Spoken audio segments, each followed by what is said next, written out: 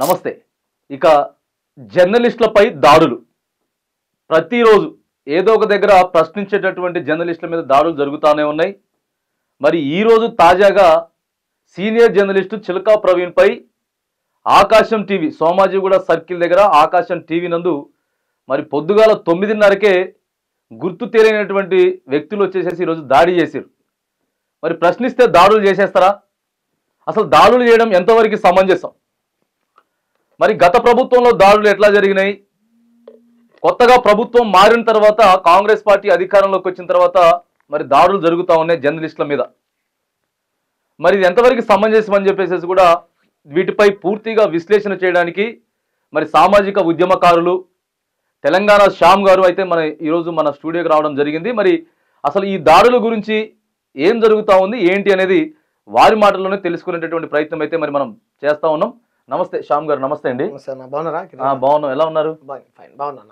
Right. మరి ఇవాళ చిలకా ప్రవీణ్ మీద దాడి జరిగింది సోమాజిగూడ సర్కిల్లా. ఇక ఆకాశం టీవీ ఆల్రెడీ 2-3 రోజుల ముందు నుంచే రెక్కి నిర్వహిస్తా ఉన్నారు. ఆఫీస్ చుట్టూ రెక్కి నిర్వహించడం ఇవన్నీ కూడా జరుగుతూ ఉన్నాయి. అసలు ఎందుకు ఈ దాడులు ఏంటిది అసలు? అంటే దాడులు ఎందుకు అని అంటే నియంతలు ఎప్పుడు దాడులే చేస్తారు. ప్రశ్నించే ప్రజాస్వామ్యంలో ఏదైనా ప్రశ్న వేస్తే దానికి బదులుగా సమాధానం చెప్పగలగాలి. ఒకవేళ చిలక ప్రవీణ్ ఏం మాట్లాడింది ఏందన్నా నాకు తెలియదు. నేను తర్వాత చిలక ప్రవీణ్ అన్న ఫోన్ చేశాను, ఎందుకు దాడి చేశారన్నా, ఎవరు చేశారన్నా కనుక్కుంటే గతంలో ఏవైతే గ్యారెంటీలు నేను అడిగానో, నేను కూడా అన్నతో నాకు పర్సనల్గా రిలేషన్ ఉంది, ఆయన ఒక ఇండిపెండెంట్ జర్నలిస్ట్గా ఉన్నాడు. నేను ఫోన్ చేసి అడిగినప్పుడు ఇట్లా క్వశ్చన్ చేస్తుంటే నాకు థ్రెట్ కాల్స్ వస్తూ ఉన్నాయి అని చెప్పినప్పుడు, మేమందరం వారి ఒక దళిత బిడ్డ చెప్పకూడదు, ఐ మీన్ జర్నలిజానికి కులం మతం రంగు రూపం ఏం ఉండదు కదా, అయినా సరే మేము దళిత ఉద్యమాలలో గతంలో పనిచేసాం, మాకు అట్లా నాకు పర్సనల్గా ప్రవీణ్ అంటే కొంచెం రిలేషన్ ఉంది. నేను పర్సనల్ కూడా ఛాన్సార్లు ఆయన నేను అడిగినప్పుడు, నేను ఎక్కువగా ప్రజల తరపున కొట్లాడుతూ ఉంటే ఈ కాంగ్రెస్కు సంబంధించినటువంటి నాయకులు అని చెప్పారు. ఎవరన్నా నేను అడిగితే ముఖ్యంగా రేవంత్ రెడ్డి తమ్ముళ్ళు టార్గెట్ చేసినట్టు గతంలో నేను మార్నింగ్ న్యూస్కి వచ్చా, తీన్మార్ మల్లన్న బర్త్డే సందర్భంగా మాట్లాడి వెళ్ళిపోయాం. కిందికి నేను అటుపోయాను, ప్రవీణ్ అన్న ఇటుపోయాడు. అదే రోజు దాడి జరిగితే ఆ రోజు కూడా జనవరిలో జరిగింది. ఉస్మానియాకు వెళ్ళి ఎమ్మెల్సీ తీసుకున్నాం. ఆ రోజు కూడా మేము కేసు పెట్టాం పంజాగుట్టలో. తర్వాత ఇప్పటికి సుమారు 8 నెలలు అయింది మళ్ళీ ఒక దాడి. అంటే ఎక్కడి నుంచి ఎందుకు ఈ సంస్కృతి మొదలైంది? నీకు అధికారం వచ్చిన 2 నెలలకే నువ్వు దాడులు చేయాలని అనుకుంటే కరెక్ట్ కాదు కదా, తప్పు. 100% చిలక ప్రవీణ్ అన్న మీద చేసినటువంటి దాడి ఏదైతుందో దాన్ని తెలంగాణ సమాజమే కాదు మొత్తం భారతీయ జర్నలిస్టు సంఘాలు మొత్తం ఖండించాలి. 100% ఖండించాలి. తప్పు. అది ఎవరు చేశారు ఏంటనేది మరి పోలీసు వాళ్ళే విచారణ చేసి వాళ్ళని పట్టుకోవాల్సినటువంటి బాధ్యత ఉన్నది. 100% తప్పే కిరణ్ గారు. మరి ఇంత దారుణంగా అసలుకి 2-3 రోజుల నుంచే మనిషి ఎక్కడికి పోతుందని చెప్పేసి పని కట్టుకొని వెంటబట్టం. ఇంకోటి ఏంటంటే ఇక్కడ ఆకాశం టీవీ చైర్మన్ ఎవరైతే ఉన్నారో షాకిర్ షేక్ గారు ఇంటి దగ్గర కూడా రెక్కి నిర్వహిస్తా ఉన్నారు. అవును. ఇప్పుడు అంటే ఆయనకి నెల రోజుల నుంచి బెదిరింపు కాల్స్ వస్తా ఉన్నాయి. చైర్మన్ గారికి బెదిరింపు కాల్స్ వస్తా ఉన్నాయి. ఆఫీస్ చుట్టూ పగడ్బందీగా మొత్తం కన్ను కాసుకొని ఉన్నారు. ఆయన ఇంటి దగ్గర కూడా రెక్కి నిర్వహిస్తా ఉన్నారు. అసలు ఇది ఏంటిది? సమాజం వెళ్ళిపోతా ఉంది. అంటే షాకిర్ గారిని కనుక ఇబ్బంది పెడితే చిలక ప్రవీణ్ ఇక్కడ నుంచి వెళ్ళిపోతాడు. ప్రజల తరపున ప్రశ్నించే గొంతుకని ఇక్కడ నుంచి ఖాళీ చేపియాలి. ఓనర్ ఇప్పుడు ఫర్ ఎగ్జాంపుల్ నేను ఇంట్లో కిరాయి కొన్నాను కిరణ్ అన్న, కిరాయి కడుతున్నాను బ్రహ్మాండంగా, టైం టు టైం నెలకు ఆయన కిరాయి ఆయనకి ఇస్తే బ్రహ్మాండంగా ఉండొచ్చా? ఓనర్ ఇబ్బంది పెడితే కిరాయి కొన్నాడు ఖాళీ చేపిస్తాడు. ఆయనకి నెల రోజుల నుంచి బెదిరింపు కాదు. అదే షాకిర్ అన్నని కూడా బెదిరిస్తున్నారని నేను విన్నాను. ఇప్పుడు బెదిరింపులకు భయపడేవాళ్ళు కాదు కదా తెలంగాణ సమాజం. షాకిర్ అన్ననో చిలక ప్రవీణ్ నువ్వో నేనో ఇంకెవరైనా భయపడతారు. ఇంకోటి బుట్టడా నువ్వు మమ్మల్ని చంపగలుగుతావు, ప్రశ్న చంపలేవు కదా, 100% చంపలేవు. కాబట్టి అది రేవంత్ రెడ్డి గారు ఆలోచించుకోవాలి. తప్పు, ఇలా దాడి చేయడం కరెక్ట్ కాదు. 100% దీనికి పూర్తి బాధ్యత ముఖ్యమంత్రి రేవంత్ రెడ్డి గారు వహించాలి. ఎందుకంటే మాది ప్రజాపాలన, ఇందిరమ్మ రాజ్యము. కేసీఆర్ పాలనలో లక్షల వేల దాడులు జరిగినాయి, హత్యలు జరిగినాయి. రోడ్డు మీద పుట్టమది చంపిండు, ఆ మది చంపిండు, ఈ మంది చంపిండు అన్నావు. ఇది కరెక్టా? హైదరాబాద్ నడిబొడ్డు, తెలంగాణకు క్యాపిటల్ గా ఉన్నటువంటి సోమాజిగూడ పక్కన ఇటుపోతే పక్కన సచివాలయం, ఈ పక్కన సోమాజిగూడ ప్రెస్ క్లబ్, ఇక్కడనే ప్రజాపాలన, మహాత్మా పూలే భవను. అవును. పొద్దున్నేసి రేవంత్ రెడ్డి గారి ఇల్లు ఏమంటారు 2 కిలోమీటర్ల దూరమే. ఈయనే రక్షణ లేదు కదా. నువ్వు 4 కోట్ల మంది ప్రజలకు ఎటువంటి రక్షణ కల్పిస్తావు? జర్నలిస్ట్ కు రక్షణ లేదు. మరి ఇక ప్రశ్నిస్తే ఎట్లా ఇది? ఇప్పుడు ఇచ్చినటువంటి వాళ్ళే అధికారంలోకి రావడానికి గ్యారంటీలు, హామీలు ఇవన్నీ తీసుకొచ్చి ప్రజల ఓట్లు ఎంచుకున్నారు. మరి జర్నలిస్ట్ అనేటువంటి ఖచ్చితంగా అడుగుతాడు కదా. మరి అడిగినప్పుడు ఇట్లా ఇంత భారీగా చేయడం ఏంటి? అసలు మనిషిని చంపేయాలనుకోవడం ఏంటి అసలు? అంటే అదే అన్న, అంటే ఏంటి అని అంటే కాంగ్రెస్ కమ్యూనిస్టులు గతంలో అద్భుతమైన పాటలు రాశారు. కాంగ్రెస్ పాలన మీద మీరు గతంలో గద్దరన్న రాసిన పాటలు వింటే కనుక పాడకూడదు. ఇప్పుడు అలాంటి అంటే నిషేధించినటువంటి పాటలు పాడకూడదు. విప్లవ సాహిత్యం ఏదైతే ఉందో నరనరం ఇదైపోయింది. కాంగ్రెస్ గూండాలు, ఓ మాటలో చెప్పాలంటే కాంగ్రెస్ గూండాలు ఎంత దుర్మార్గం అంటే బట్టలూడదీసి బతుకమ్మలాడించినటువంటి దొరల వారసత్వాన్ని వాళ్ళు ఉన్నవాళ్ళు కాంగ్రెస్ పార్టీలో ఈ రోజు నెలకొండ జిల్లాకు పోయి, మీరు ఖమ్మం జిల్లాకు పోయి, వరంగల్ జిల్లాలోకి పోతే దాంట్లో అంటే రేవంత్ రెడ్డి అదే ఒక దొరని దింపి ఇంకో దొరెక్కిండు.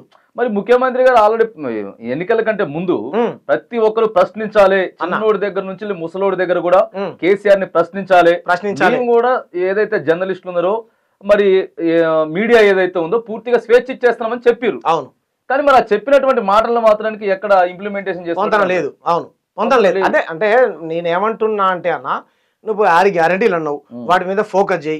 రైతులకు కరెంట్ రావట్లేదంట, హైడ్రా గీడ్రా పేరుతో పేదవాళ్ళ ఇల్లు కూలగొడతా ఉన్నావు, వాళ్ళకి సమాధానం చెప్పు. ఈ రోజు వరదలు వచ్చి ఖమ్మం, వరంగల్, మన జిల్లాలో మొత్తం కొట్టకపోతుంటే వాళ్ళు గిన్నెలు, బోళ్ళు, బొచ్చులన్నీ కొట్టకపోతుంటే దేవుడా శంకరాన్ని మొత్తుకుంటారు. వాళ్ళకి సహాయం చేయి. సినిమా హీరోల దగ్గర అడుక్కునేటువంటి పరిస్థితి వచ్చింది కదా. ఎక్కడికి దిగదార్చావు రాష్ట్రాన్ని నువ్వు? ఈ నీకు ఇచ్చి అధికారం ఇచ్చి కూడా 9 ఏళ్ళు కాలే, రాష్ట్రాన్ని అలా కొలలం చేస్తేవి నువ్వు. ఫ్రీ బస్సు పెట్టినావు, సంతోషమే, మంచిదే. మరి ఆటో కార్మికులకు ఏం సమాధానం చెప్తావు? అవును, చెప్పాలి కదా. ఫ్రీ బస్సు పెట్టి అది అడుగుతారు జర్నలిస్టులు. ఇప్పుడు చిన్న పిల్లగాడు పాలు తాగట్లేడని బస్సులో ఈ నుంచి ఆడదాకా ఆడిచ్చి మళ్ళీ ఇంటికి వస్తారు. జర్నలిస్టులు ప్రభుత్వానికి చెప్తా ఉన్నారు, అది నచ్చట్లేదు. నేను ఒకటి చెప్తాను, ఫ్రీ బస్సు పెట్టు మంచిగానే ఉన్నది. ఆమె పిల్లగాడు పాలు తాగట్లేడంట, ఆమె వరంగల్ ఎక్కి కరీంనగర్ దాకా పాలు తాగిందాక ఆడిచ్చి మళ్ళీ ఆడ బస్సు ఎక్కి ఇంటికి వస్తుందంట. చిన్న పిల్లగాడు ఏందమ్మా కూర్చున్నావు అంటే. అంటే నేను ఏమంటున్నానంటే పథకాన్ని దుర్వినియోగం చేస్తున్నటువంటి వ్యక్తులు ఉన్నారు కదా. నువ్వు పర్టికులర్గా చదువుకునే విద్యార్థులకి ఉచితంగా, ఉద్యోగాలు చేసుకునే వాళ్ళకి ఒక ఐడెంటిటీ కార్డుని తీసుకో, ఒక ఆధార్ కార్డుని తీసుకో. నువ్వు నీకు అంతకు మహిళల మీద ప్రేమ ఉంటే రేట్లు తగ్గించు, ఇంకా వాళ్ళకి ఏదైనా ఉపాధిని కలిగించు ప్రత్యామ్నాయంగా. శ్యామ్ గారు మరి చూసిరా మన ప్రవీణ్ గారిని చూసి? నేను చూశానన్నా, ఎలా ఉంటుంది, బాధపడతా ఉన్నాడు. బాగా గుద్దులు గుద్దారంట, మరి దేంతో కొట్టారో ఏంటో తెలియదు. ఆరోగ్య కండిషన్ మాత్రం డాక్టరు ఒక 3 వారాలు అంటే 1 మంత్ దాకా బెడ్ రెస్ట్ తీసుకోమన్నాడంట. సీరియస్ కండిషనే ఉన్నది. ఏదైనా తొందరగా కోలుకోవాలని మనం కోరుకుందాం. ఆయన కుటుంబం కూడా మీరు అంటే ధైర్యానికి గురికాకండి, మేము అందరం ఉన్నాం. ప్రవీణ్ అన్నకు 4 కోట్ల మంది తెలంగాణ సమాజం ఉన్నది, మీలాంటి జర్నలిస్టులు ఉన్నారు, మాలాంటి ఉద్యమకారులు ఉన్నారు. వాళ్ళ కుటుంబానికి కూడా ఆర్థిక పరంగా కూడా ఆయన పెద్దగా ఇది ఉన్నోడు కూడా ఏం కాదు. 4 కోట్ల మంది ప్రజలే ఆయన ఆస్తి. ప్రజల కోసం పనిచేస్తాడు, ఎప్పుడు పైసను ఆశించాడు. అంటే వాళ్ళ కుటుంబానికి కొంత బాధ ఉంటుంది కాదట్లా. ఆ బాధను ఎవరు కూడా తీర్చలేము మనం, కాదంటలేదు. కానీ తొందరగా కోలుకోవాలని కోరుకుందాం. 3 వారాలు రెస్ట్ తీసుకోమని 3 వారాలు మేము కూడా అడిగే ప్రయత్నం చేసాం కానీ ఫోన్ స్విచ్ ఆఫ్ లో ఉండే. అంటే లోపల ఐసీయూలో ఉన్నాడు కదా, అందుకని చెప్పేసి వెన్నుపూస దగ్గర బాగా డ్యామేజ్ అయిందంట. నేను షాకిర్ అన్న గారితో కూడా మాట్లాడితే షాకిర్ అన్న వెళ్ళి కారులో దింపేసి వచ్చానని చెప్పాడు. తొందరగా కోలుకోవాలని కోరుకుందాం. బాగాలేదు, ఎనీవే ఏదైనా తొందరగా కోలుకుంటే మంచిగా ఉంటాయి. ఇప్పటికైతే పర్వాలేదన్న, ప్రాణాలకు ఏం ప్రమాదం లేదు, బట్ కోలుకోవడానికి టైం పడుతుంది. ఇప్పుడు ఇదే కదా మీరు ఫ్రీ బస్సు పెట్టారు కాబట్టి ఆటో వాళ్ళు అన్యాయం అయిపోతున్నారు. అవును. తర్వాత గతంలో రైతు రుణమాఫీ అన్నారు. అవును, అనేక మంది రైతులు ఫ్రీ పెట్టడం తప్పు అంటలేదు అన్న. ఆర్టీసీ లాస్ట్ లో ఉన్న నువ్వే చెప్తా ఉంటున్నావు. నిన్న రాకమున్న ఆర్టీసీ ప్రైవేట్ పరం చేస్తా ఉన్నావు. ఆర్టీసీ భూములు కేసీఆర్ అమ్మినా నువ్వే చెప్పినావు. మరి ఆర్టీసీ ఎట్లా జర్నలిస్ట్ అడగకూడదు? అడగాలి, 100% అడగాలి. చంపేసేటటువంటి ప్రయత్నాలు తెలంగాణ ప్రజలు మళ్ళీ అధికారాన్ని ఇస్తారా ఇట్లాంటి పార్టీకి? అదే కదా, ఇయ్యరు కదా. అది ఆలోచన చేస్తున్నారు వీళ్ళు 100%.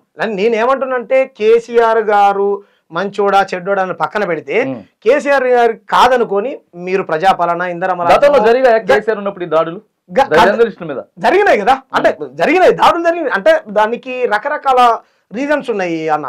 గతంలో తొలి వెలుగు రగ్గారి మీద దాడి జరిగిందని చెప్పారు. దానికి కారణం ఆయనే చెప్పాడు, నా మీద టీఆర్ఎస్ గుండాలు చేశారని చెప్పి ఆయన ఆరోపించాడు. మన తిన్మార్ మల్లన్న అలియాస్ చింతపండు నవీన్ కూడా చేశాడని చెప్పాడు. వాళ్ళు మాట్లాడినటువంటి భాషకు చేశారా, లేకపోతే పర్సనల్ గా వాళ్ళకి వీళ్ళకి ఏమైనా పంచాయతీ ఉందా అని, లేకపోతే ప్రజల తరపున ప్రశ్నించినందుకు వాళ్ళ మీద దాడులు చేశారని మనకు తెలియదు. వాళ్ళ మీద దాడి జరిగినప్పుడు కూడా మేము ఖండించాం. పర్సనల్ గా నేను ఖండించాను. రగన్న మీద దాడి జరిగిన ఖండించాను, మల్లన్న గారి మీద దాడి జరిగిన ఖండించాను. దాడుల్ని ఎవరు సమర్థించరు, సమర్థించకూడదు కూడా. కానీ ప్రశ్నిస్తే మేము కొడతాం చంపేస్తామంటే ఖబర్దార్. అట్లాంటి వాళ్ళు తెలంగాణలో ఉంటే తన్ని తరుముతాం, 100% తన్ని తరుముతాం. పోలీసు వాళ్ళు కనుక యాక్షన్ తీసుకోకపోతే, చట్టపరమైన చర్యలు ఆ గుండాలపైన తీసుకోకపోతే మళ్ళీ ఒక తెలంగాణ ఉద్యమం మొదలైంది. ఇంకా రిపీట్ అయిపోతాయి అవుతుంది కదా అన్న. మరి అంటే మమ్మల్ని చంపితే మేము చస్తూ ఊరుకోవాలా? అంటే జర్నలిస్ట్ ప్రాణాలే ఇప్పుడు అదే అడుగుతా ఉన్నారు జర్నలిస్ట్ సంఘాలన్నీ కూడా. అవును, అసలు జర్నలిస్టులు చేయడం లేకపోతే ప్రశ్నించడం అన్న ఈ వృత్తి ఎంచుకోవాలంటే భయం అయిపోతా ఉంది రాను చెప్పేసి చాలా మదన పడతా ఉన్నారు జర్నలిస్ట్. అందుకే నేను జర్నలిస్ట్ సంఘాలకు, ముఖ్యంగా మేధావులకు, అల్లం నారాయణ లాంటి పెద్ద పెద్ద మేధావులు ఉన్నారు, జర్నలిజంలో పాశం యాదగిరి అన్న, ఇటువంటి పెద్ద పెద్ద మేధావులు ఉన్నారు. వాళ్ళు మాట్లాడే ప్రతి మాట ఏదన్నా వాళ్ళు ఆరోపిస్తే ప్రతి చిన్నదానికి ఆధారంతో సహా చూపిస్తారు. చూపించి అది జర్నలిజం. ఎవడు పడితే వాడు ఒక యూట్యూబ్ పెట్టుకొని సబ్స్క్రైబర్స్ పెట్టుకొని వంకర మాటలు మాట్లాడి ఆడపిల్ల, తైతక్క, చిలకమ్మ, పెద్ద పెద్ద వ్యక్తులకు డ్రామారావు, ఆరావు, తాత, కాక అని పేరు పెట్టి దానికి జర్నలిజం అని రకరకాల పేర్లు చెప్పి ప్రజల మైండ్ సెట్ని మొత్తం డైవర్ట్ చేసి ఒక నీచమైన సంస్కృతిని పెంచి పోషించి నేను చూసి ఇంకోటి నేర్చుకొని అదే యూట్యూబ్ పెట్టుకొని నాది కూడా జర్నలిజం అంటున్నాడు. ఎవరు దీన్ని పెంచిపోసింది? అట్లాంటి వ్యక్తులకు నువ్వు షెల్టర్ ఇచ్చి, ఎమ్మెల్సీని చేసి, పదవి ఇచ్చి, దండలేసి, సెలవు కప్పి ఈరోజు వాడు బ్లాక్ మెయిల్ చేస్తుంటే మంత్రి పదవి కోసం అదే ఆనవాయితీకి వస్తుంది. అదే తప్పు కదా, అదే ఆనవాయితీగా తప్పు కదా కిరణ్ అన్న, తప్ప కదా?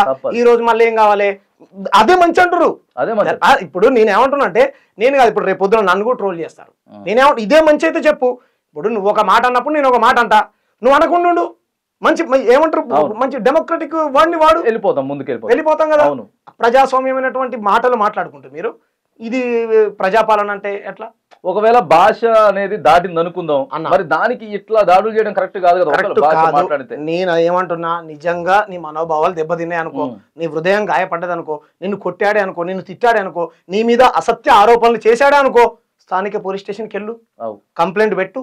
సార్ పలాని వ్యక్తి నా మీద ఇటువంటి ఆరోపణలు చేస్తున్నాడు, నేను ఈ తప్పు చేయలేదు సార్ అని పలాని సిఐ, స్థానిక పోలీస్ స్టేషన్ సిఐ గారి దగ్గరికి వెళ్ళు, ఆయన తీసుకోపోతే ఏసీపీ గారి దగ్గరికి వెళ్ళు, ఏసీపీ గారు తీసుకోపోతే డీజీపీ గారి దగ్గరికి వెళ్ళు, కమిషనర్ గారి దగ్గరికి వెళ్ళి చెప్పు, ఒక నోటీసులు పంపి లీగల్ యాక్షన్ తీసుకో. నీది ధర్మం ఉంటే నువ్వు నేను కాదు కదా న్యాయాన్ని అన్యాయాన్ని నిర్ణయించేది, అంతేగాని ఎవరిని పడితే వాడిని నేను కొడతా అని అంటే కరెక్ట్ కాదు కదా. ఇది ఎక్కడ పోతుంది? మన తెలంగాణ ఇదేం ఉత్తరప్రదేశ్, గుజరాత్ కాదు కదా దాడులు జరగడానికి. ఇక్కడ మరి ప్రధానంగా చిలకా ప్రవీణ్ మీద దాడి జరిగింది అన్న, మరి దాన్ని ఎట్లా ఏ కోణంలో మీరు పరిగణిస్తారు? ఎవరు ఉన్నారు దీని వెనక? దీని వెనకాల 100% నాకు తెలిసి రేవంత్ రెడ్డి గారు తమ్ముళ్ళు ఉన్నారు అనేది నాకు తెలిసినటువంటి సమాచారం. నేనైతే అంటే నేను 100% చెప్పట్లేదు, నాకు ఆయన చెప్పింది, నేను కనుక్కుంటే వాళ్ళ నుంచే నాకు థ్రెట్ కాల్స్ వస్తా ఉన్నాయి. రేవంత్ రెడ్డి గారు అనుచరులు ఎవరైతే ఉన్నారో నేను క్వశ్చన్ చేస్తున్నందుకు హైడ్రా మీద క్వశ్చన్ చేశాను, అక్రమ కేసుల మీద మాలాంటి వాళ్ళు ప్రశ్నిస్తుంటే మాలాంటి వాళ్ళ మీద జర్నలిస్టుల మీద అక్రమ కేసులు పెడతా ఉన్నాడు. అదే విధంగా ప్రజలు ఏదైతే ఈ రోజు కాంగ్రెస్ పార్టీ మీద వ్యతిరేకత పెరుగుతా ఉన్నది కదా, ఇంకా డోసు పెరిగితే నా ప్రమాదం, నా కుర్చీకే ప్రమాదం. గతంలో ఇప్పుడు కాంగ్రెస్ పార్టీలోనే 10 కుమ్ములాటలు ఉన్నాయి. బాటి విక్రమార్క గారు ముఖ్యమంత్రి కావాలనుకున్నారు, ఉత్తమ్ కుమార్ రెడ్డి గారు ముఖ్యమంత్రి కావాలనుకున్నారు, కోమటిరెడ్డి వెంకటరెడ్డి గారు ముఖ్యమంత్రి కావాలనుకున్నారు. ఇట్లా పెడితే 34 మంది ఉన్నారు. ఏంటంటే మాది ప్రజాస్వామ్య పార్టీ అంటారు. మంచిదే, మీ ప్రజాస్వామ్య పార్టీనే కావద్దంటలే. దీంట్లో మీరేమన్నా ఇటువంటి పనులు చేస్తా ఉన్నారా? నా అనుమానం మాత్రమే. రేవంత్ రెడ్డి కావాలనే కాంగ్రెస్ పార్టీని ఏమన్నా బదనాం చేస్తున్నాడా, రేవంత్ రెడ్డి బదనాం చేస్తున్నాడా అనేది కూడా ప్రశ్న. ఓకే, మీకు అర్థమైందా లాజిక్? అది కాబట్టి దీన్ని కాంగ్రెస్ పార్టీ నాయకులారా మీకు కూడా నేను రిక్వెస్ట్ చేసి చేతులెత్తి జోడించి చెప్తా ఉన్నాను, ఇది కరెక్ట్ కాదు. ఇది రేవంత్ రెడ్డి గారి ఆలోచన, లేకపోతే మీ కాంగ్రెస్ పార్టీ లైన్ ఇదే అయితే చెప్పండి. మరి నేను అక్కడికి వెళ్ళాలి, అక్కడికి వెళ్తాం. అసలు అంటే ఈ 9-10 నెలల్లో కూడా లా అండ్ ఆర్డర్ కూడా కొద్దిగా దెబ్బతిన్నది. ఎక్కువ హైదరాబాద్ లో మర్డర్లు అవుతా ఉన్నాయి, ఇగో ఇట్లా దాడులు జరుగుతా ఉన్నది, ప్రతి ఎక్కడో దగ్గర ఏదో ఒకటి వినపడుతూనే ఉంది అసలు. అవును, మరి ఎందుకు ఇది కంట్రోల్ చేయలేకపోతా ఉన్నారు? మరి గత ప్రభుత్వంలో ఇది కొద్దిగా తక్కువ వినపడింది. అవును, ఈ విషయాలు గొడవలకు వచ్చేసరికి, లా అండ్ ఆర్డర్కి వచ్చేసరికి ఎక్కడ ఫెయిల్ అవుతా ఉన్నారు అసలు? టీఆర్ఎస్ పార్టీ ఉన్నప్పుడు కలెక్టర్లందరినీ కేసీఆర్ గారికి అనుకూలంగా ఉన్నటువంటి వ్యక్తులని రిక్రూట్ చేసుకున్నాడని ఆరోపించారన్న. ఓకే, రేవంత్ రెడ్డి గారు ముఖ్యమంత్రి అయ్యాక రేవంత్ రెడ్డి గారి బంధువులని, రేవంత్ రెడ్డి గారు చుట్టాలని ఈరోజు ఏమంటారు అనుచరులుగా పెట్టుకున్నాడు అధికారులని. నేను వాళ్ళ పేర్లు కూడా చెప్పదలుచుకోలేదని ప్రజలంతా ఆరోపిస్తా ఉన్నారు. ఇదైతే కరెక్ట్ కాదు. మనం మీకు ప్రజలు అధికారాన్ని ఇచ్చింది ఏమంటారు ప్రతీకారం తీసుకోవడానికి కాదు కదా. రాజకీయాలంటే నన్ను గతంలో కేసీఆర్ ఇబ్బంది పెట్టాడు, నేను పెడతానంటే దానికి అర్థమే ఉంది. నీకు ఆయనకు రాజకీయ పరిణితి లేనట్టే కదా. నీకు మంచిగా అధికారం ఇచ్చారు ప్రజలు, చక్కగా పాలన చేయి. ఇంకో 10 ఏళ్ళు, ఇంకో 20 ఏళ్ళు. ఇందిరమ్మ రాజ్యం అంటే ఈరోజు ఎస్సీలు, ఎస్టీలు, బీసీ మొత్తం పేదోళ్ళే ఉంటారు. ఎందుకు నేను ఓపెన్ గా చెప్తాను, బీజేపీ కంటే కాంగ్రెస్ బెటర్. నేను 100% చెప్తాను. నాకు కాంగ్రెస్, నేను కూడా కాంగ్రెస్ కి అభిమాననే. కానీ దాడులని సమర్థించా, ఎవ్వరు చేసిన దాడులను సమర్థించా. ఆ విషయాలలో బీజేపీ టాప్ లో ఉంటుంది దాడుల విషయాలలో. కానీ తెలంగాణలో అధికారంలో లేదు కాబట్టి దీనికి పూర్తి నైతిక బాధ్యత రేవంత్ రెడ్డి గారు వాళ్ళ తమ్ముడు వహించాలి. జర్నలిస్ట్ ఒక సమస్య చెప్తున్నాడంటే దాన్ని సవాలుగా స్వీకరించి ప్రభుత్వాలు దాన్ని పాటించాల్సిందే, లేకపోతే దాన్ని ఇది ఇంప్లిమెంటేషన్ చేయాల్సింది పోయి అడిగినోడి చంపుడు ఏంది అసలు? ఒక విమర్శ చేస్తే దానికి ఒక సద్విమర్శ చేయాలి. నీకు ఏదన్నా ఉందనుకో, రారా బై డిబేట్ కని పిలవాలి, వస్తాడు. లేకపోతే నీ తరపున ఉన్నటువంటి వ్యక్తుల్ని మార్నింగ్ న్యూస్ కి తీసుకొని రా. చిలక ప్రవీణ్ నెంబర్ లేదా కింద స్క్రోల్ అవుతా ఉంటది కదా, ఆ నెంబర్ కు ఫోన్ చేయి, అన్న అట్లా కాదు ఇట్లా అన్న రికార్డ్ చేసుకో, దాన్ని నీ యూట్యూబ్ లో పెట్టుకో, నా ప్రశ్నకు సమాధానం చెప్పలేకపోయాడని ఆయన క్రిటిసైజ్ చెయ్యి. అది కదా పాలిటిక్స్. సమాజానికి 4వ పిల్లరు అవును మీడియా అనేటువంటి జర్నలిస్టు. ఆయనకు కుటుంబం ఉంటది, ఆయనకు పిల్లం ఉంటది, ఆయనకు పిల్లలు ఉంటారు, అమ్మ నాన్న అందరు ఉంటారు, ఆయన కోసం ఇంటికాడ వెయిట్ చేస్తా ఉంటారు. ఇవేమీ కూడా ఆలోచించుకుంటే ఇలా కొద్దిగా అటు ఇటు అయింది, కొంచెం అటు ఇటు అయ్యి ఇప్పుడు కొద్దిగా క్రిటికల్ పొజిషన్ హాస్పిటల్లో ఉన్నాడు. చనిపోతే అదే నేనేమంటా, 10 మంది వచ్చి ఒక్కరిని కొట్టడం అనేది అసలు. ఎల్బీ నగర్ లో జర్నలిస్ట్ శంకర్ గారి పైన దాడి చేశారు. గతంలో ఇంకొక రిపోర్టింగ్ వెళ్ళినటువంటి ఒక మహిళా జర్నలిస్ట్ పైన కూడా దాడి చేశారు. ఇదే చిలక ప్రవీణ్ పైన జనవరిలో దాడి చేశారు. అంతకు ముందు కూడా చిలక ప్రవీణ్ టీమ్ లో పనిచేస్తున్నటువంటి వ్యక్తుల పైన కూడా దాడి చేశారు. సరే ఎవరు చేశారు ఏంటనేది పక్కన పెడితే ఈ దాడుల్ని ఎవరు ప్రోత్సహిస్తా ఉన్నారు? ముఖ్యంగా అంటే మీకు ఏమైనా కుల అహంకారం ఉన్నదా? ఆ కులాన్ని కూడా మనం పరిగణలోకి తీసుకోవాలి. ఎందుకనంటే మీకు కింది కులం నుంచి వచ్చిండు కదా, వీడికి ఇంత తెలివేంది, మమ్మల్ని క్వశ్చన్ చేస్తాడా అని ఏమైనా ఉంటే చెప్పండి మరి. మీరు అట్లా మీరు పెద్ద కులం, మీరు పటేళ్ళు, దొరలు, మీరు భూస్వాములు, మీరు ధనవంతులు, ఆ ఫీలింగ్ మీకు ఏమైనా ఉంటే చెప్పండి రేవంత్ రెడ్డి గారు. అంతే కదా, ఎస్సీ ఎస్టీ బీసీ మైనార్టీ జర్నలిస్టుల మీద దాడి చేస్తే మరి వాళ్ళు తిరగబడితే వాళ్ళు మైకి పెట్టి మాట్లాడితే మీ పతనం. జ్ఞానం అనేది అనంతం, దానికి అంటే అటువంటి ఆలోచన మీకు ఏమైనా ఉంటే చెప్పండి. ఎందుకు పదే పదే జర్నలిస్టుల పైన దాడి చేస్తా ఉన్నారు? అడిగిన వాటికి సమాధానం చెప్పండి. కరెక్ట్ కాదు కిరణ్ అన్న ఇది. కాబట్టి మీలాంటి జర్నలిస్టులు ఇటువంటి దాడుల్ని ఖండించాలి. అందరూ కలిసి ఒక ఫోర్గా ఏర్పడి దీన్ని రేపు పొద్దున సోమాజిగూడ ప్రెస్ క్లబ్లో లేకపోతే ఇంకో దగ్గరలో బషీర్బాగ్ ప్రెస్ క్లబ్లో పెట్టి తీవ్రంగా ఖండించాలి మేధావులంతా. సమాజం కూడా ఇలా యావత్తు మనం చూసుకున్నట్లయితే కామెంట్స్ కరెక్ట్ కాదు అని చెప్పి డైరెక్ట్ వాళ్ళే అవును ఇది కాంగ్రెస్ ప్రభుత్వం చేసినదే, కాంగ్రెస్ ప్రభుత్వం చేసిందని చెప్పి క్లియర్ గా చెప్తా ఉన్నారు. 100% రేవంత్ రెడ్డి చేశాడని చెప్తా ఉన్నాడు కదా చిలక ప్రవీణ్. రేవంత్ రెడ్డి తమ్ముళ్ళు నాకు ఫోన్ చేశారు, మా ఓనర్ నాకు ఎవరైతే షెల్టర్ ఇచ్చారో నా మిత్రుడు, వాళ్ళిద్దరికి ఎటువంటి రిలేషన్ ఉందో తెలియదు. నీకు ఏదైనా అవసరం ఉంటే కెమెరాని జర్నలిస్టులు అన్నాక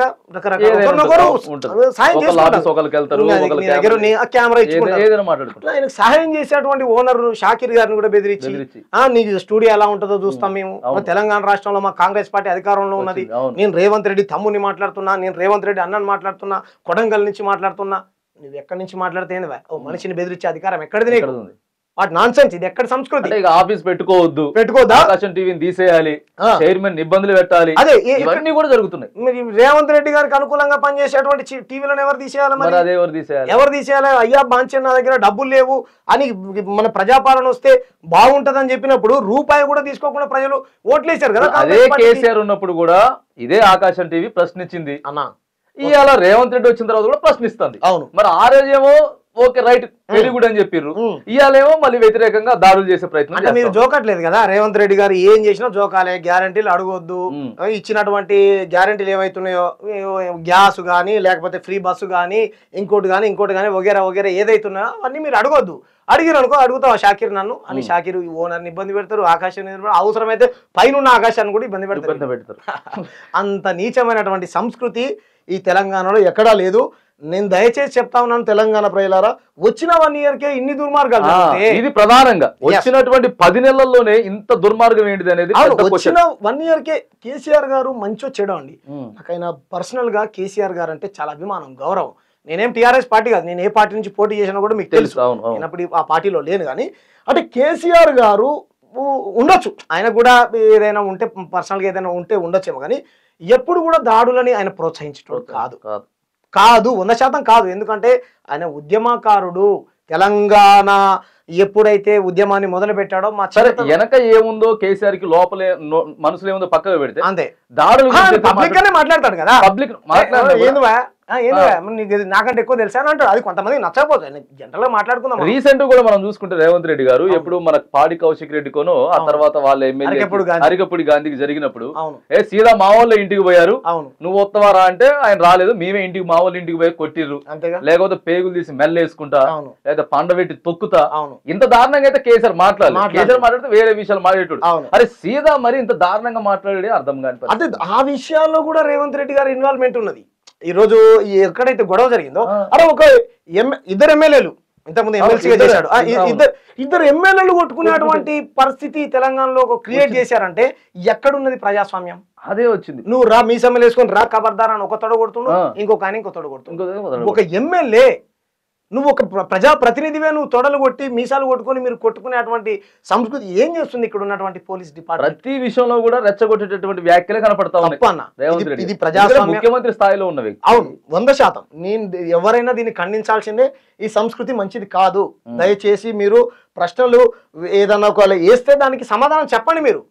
మీకు కూడా కాంగ్రెస్ పార్టీకి అనుకూలంగా ఉన్నటువంటి మీడియా ఛానల్స్, అనేక ఛానల్స్, శాటిలైట్ ఛానల్స్ ఉన్నాయి, యూట్యూబ్ ఛానల్స్ ఉన్నాయి, సోషల్ మీడియా ఉన్నది. మీకు రాయండి, తోచింది మీకు మాట్లాడాలనిపించింది మాట్లాడండి. ఆయన ఏదైతే జర్నలిస్ట్ చెప్పాడో లైవ్ పెట్టుకొని ఆల్టర్నేట్గా దానికి ఏమంటారు డిబేట్ చేయండి, ఇది చేయండి. గతంలో కాంగ్రెస్ పార్టీ కార్యకర్తలు కూడా ఇప్పుడు ముఖ్యమంత్రి గారు మాట్లాడిన వీడియోలకి కింద కామెంట్లు, సార్ మీరు ఇంతకు ముందు మాట్లాడారు, మనం ప్రతిపక్షంలో ఉన్నప్పుడు నడిచింది, దయచేసి ముఖ్యమంత్రి గారు మీరు ఇప్పుడు ఈ మాటలు మాట్లాడొద్దు, మన పార్టీకి అది చెడపేది అవుతుందని చెప్పి చెప్తా ఉన్నారు సీదా. మల్లారెడ్డి రేవంత్ రెడ్డి గారు ఇద్దరు మీసాలు తిప్పుకొని తొడలు కొట్టుకున్నారు. రారా నా కొడక అని. తెలుసా?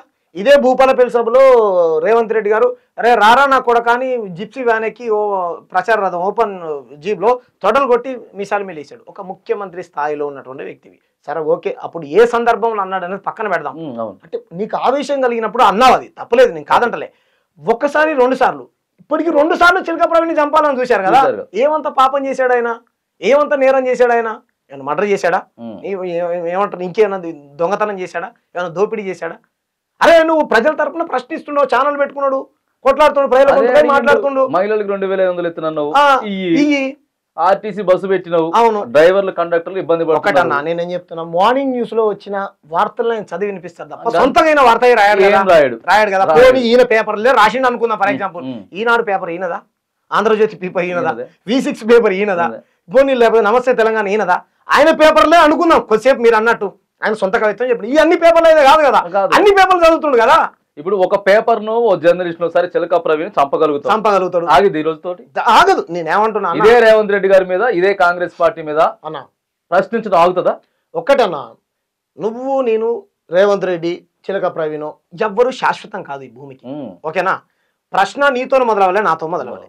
ఇప్పుడు కొంతమంది నేనే ప్రశ్నించే గొంతులో చెప్పుకుంటాను, ప్రశ్న ఎప్పుడు మొదలైందని ఎవరు చెప్పలేదు. ఓకేనా? వేసిన ప్రశ్న కొన్నిటికి సమాధానాలు కూడా ఉండవు. ఓకేనా? నేనేమంటున్నానంటే, మీరు మనిషిని చంపగలుగుతారు కానీ ప్రశ్నను మాత్రం చంపలేరు. ఈ సృష్టినైనా మీరు నాశనం చేయగలుగుతారు కానీ తర్వాత ఎటువంటి సృష్టి క్రియేట్ అవుతుందో నీకు నాకు తెలియదు కదా, చూడలేం కదా మనం.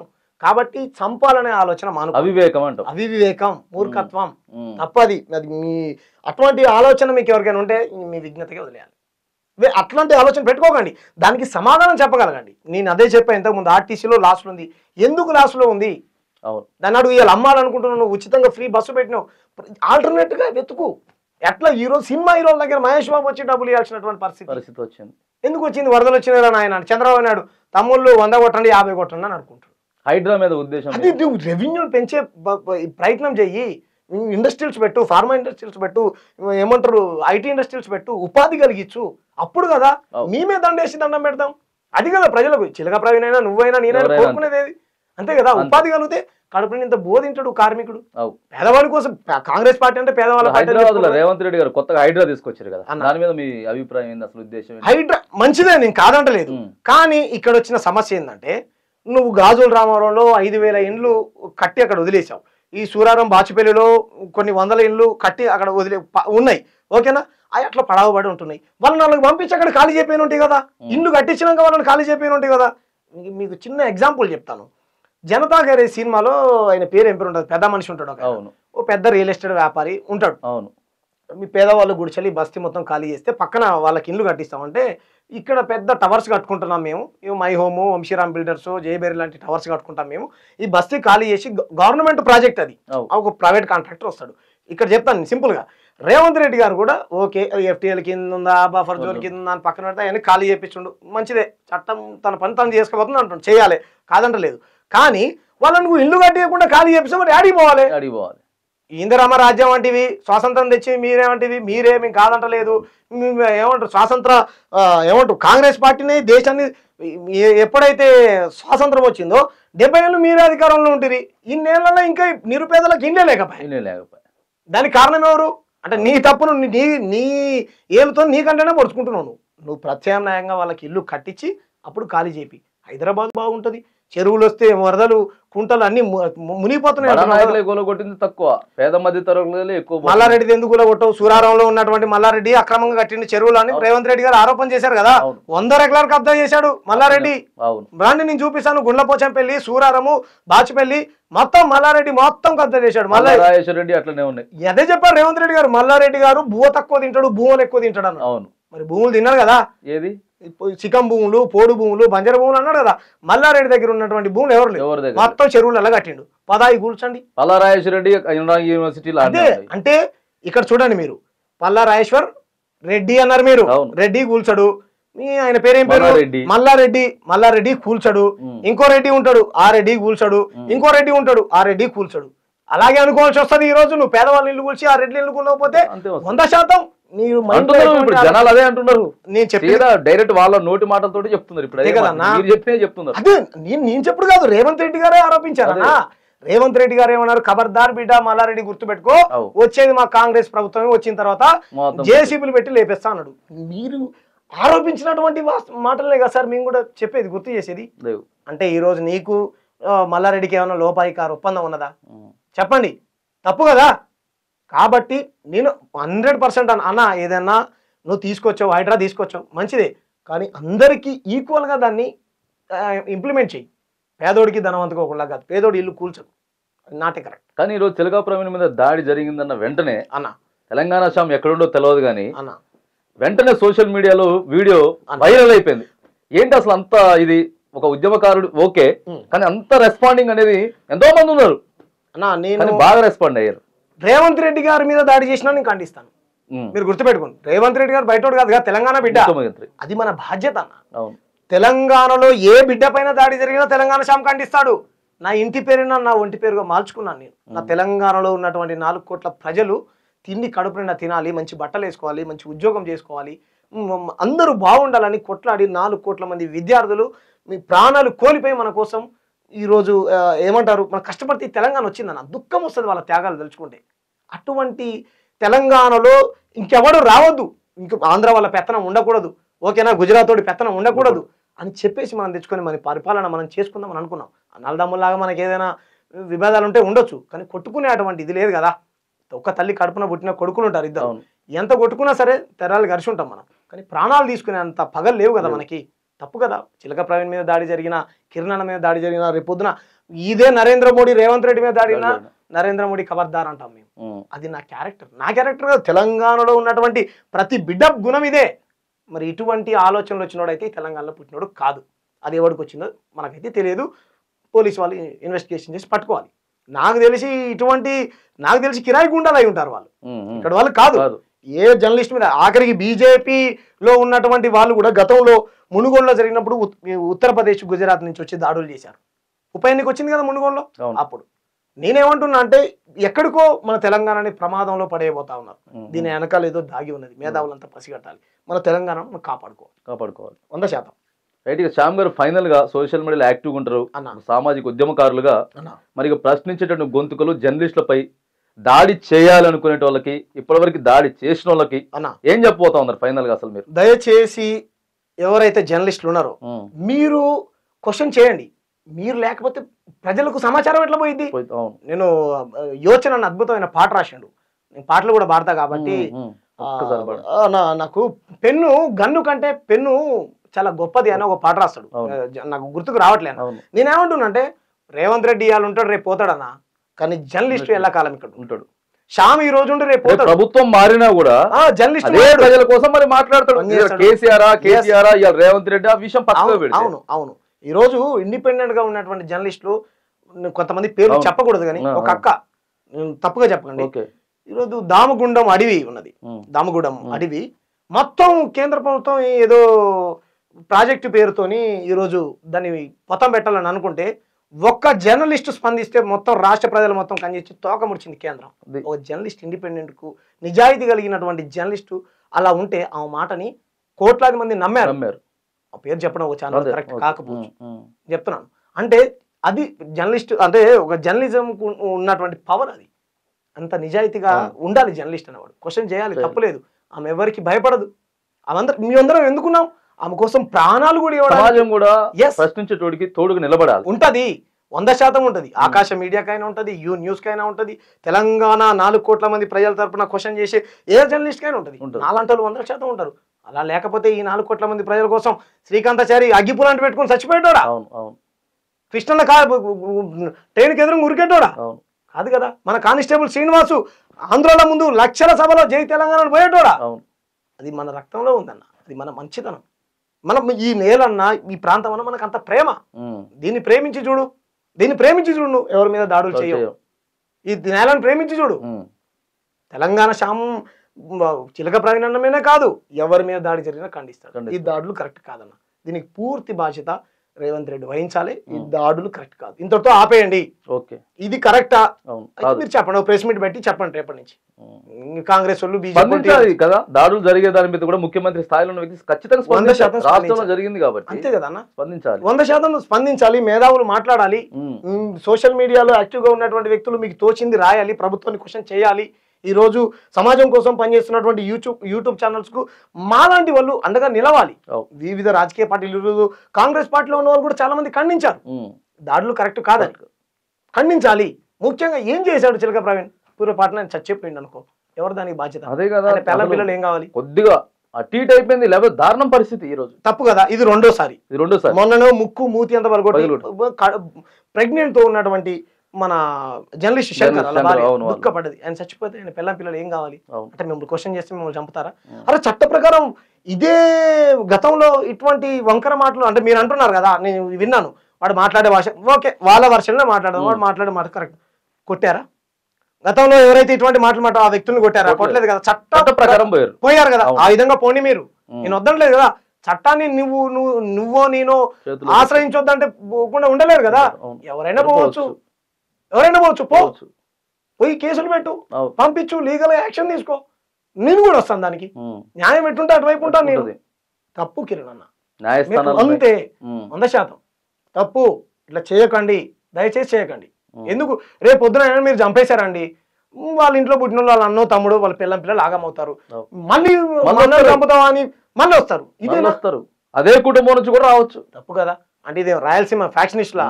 అంటే దీన్ని రేవంత్ రెడ్డి గారు పక్కనే ఉన్న కర్నూలుకు దగ్గరగా ఉన్నాడు కాబట్టి ఆడున్న ఫ్యాక్షనిజాన్ని ఇక్కడ పెంచి పోషిద్దాం అనుకుంటున్నాయి. మాటలు చూస్తే ఒక్కోసారి అట్లే ఉంటాయి. తప్పు కదా. ప్రజలు కర్రు కాసి వాత పెడతారు కదా అన్న, అంతే కదా అన్న, పెడతారు.